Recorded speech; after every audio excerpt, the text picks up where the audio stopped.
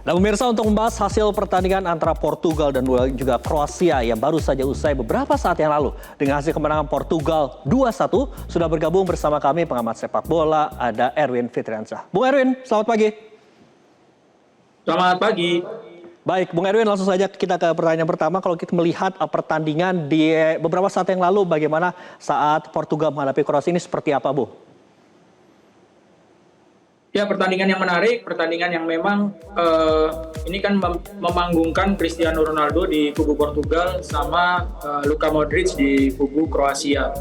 Dan hasilnya ketat, ya Portugal bisa menang tipis 2-1 dan di menit-menit akhir tadi kan sebenarnya Kroasia sempat menyamakan skor ya, tapi karena hasil VAR menunjukkan bahwa itu gol yang tidak sah, akhirnya Kroasia tetap kalah. Dan yang menarik adalah tadi pelatih dari Portugal, Roberto Martinez, di babak kedua kan menarik keluar Ronaldo, hal yang di pertandingan-pertandingan sebelumnya itu tidak dilakukan, dan tadi dilakukan di menit-menit sekitar 20 menit atau 15 menit sebelum selesai ya. Ronaldo ditarik keluar dan digantikan oleh pemain lain dan akhirnya Portugal bisa menang. Bung, kalau kita melihat antara Portugal dan juga Kroasia, melihat dari kedalaman skuad, terutama dari pemain-pemain muda ini, seperti apa Bung Erwin melihatnya, Bung? Jelas kalau dilihat dari kedalaman skuad, pemain muda atau pemain seniornya, Kroasia kalah dibandingkan dengan Portugal ya. Portugal ya masih ada Ronaldo, ada Bruno Fernandes di situ, ada Nuno, ada Ruben Dias, Ruben Neves, ya pemain-pemain yang secara individu, Vitinha juga ada di situ, Gonzalo Ramos. Secara individu itu mereka pemain-pemain yang bagus dan bergabung dengan sejumlah klub yang top ya di Eropa. Pemain-pemain dari Paris Saint-Germain yang berhasil jadi juara Liga Champions kan juga banyak di Portugal ya, Vitinha, Nuno. Ini pemain-pemain yang membawa pengaruh yang cukup besar buat langkah Portugal sampai sejauh ini. Kalau Bung Erwin sendiri melihat pertandingan dari Cristiano Ronaldo tadi, walaupun juga di babak-babak akhir begitu diganti begitu, melihat magic dan juga permainan Cristiano Ronaldo sendiri ini seperti apa, Bung? Sejauh ini memang masih terus berprogres ya Ronaldo. Tadi bisa mencetak gol tapi kan dari titik penalti. Waktu di penyisihan grup dia cetak 2 gol tapi lawannya kan lawan yang relatif lebih cukup lemah ya di grup itu, Uzbekistan. Jadi memang progresnya kalau Ronaldo ya nggak bisa dibandingin dengan prime time-nya dia, dengan masa jayanya dia. Tapi sejauh ini dia masih bisa memberikan kontribusi dan mencetak gol buat timnya ya, buat Portugal. Dia jadi kapten, dia leader, dia juga pasti menginfluence teman-temannya ada di kamar ganti. Tapi itu tadi bahwa perlu keberanian, perlu kejelian dari Roberto Martinez kalau menarik keluar Ronaldo seperti tadi ya. Dan ya positifnya buat Portugal tetap bisa mencetak kemenangan.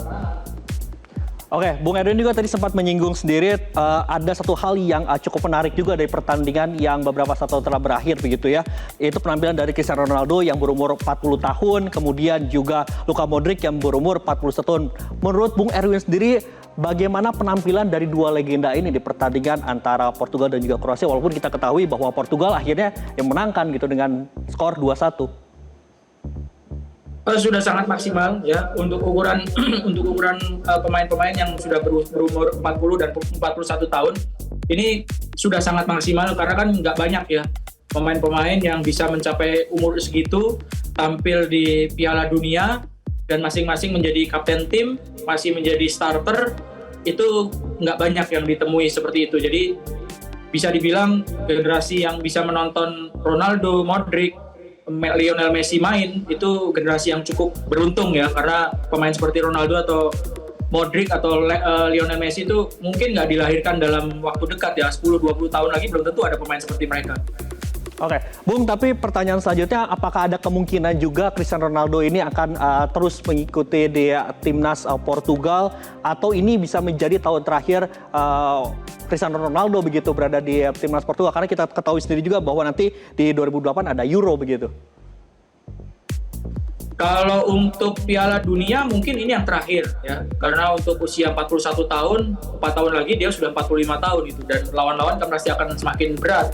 Kalau untuk 1 tahun, mungkin maksimal 1 tahun ya, kalau dia memaksakan dirinya untuk bisa tampil terus, belum mau pensiun, itu mungkin di Euro 2 tahun lagi masih bisa gitu ya. Tapi itu mungkin maksimalnya ya, 2 tahun lagi di Euro. Ya tergantung bagaimana hasilnya Portugal di Piala Dunia sekarang.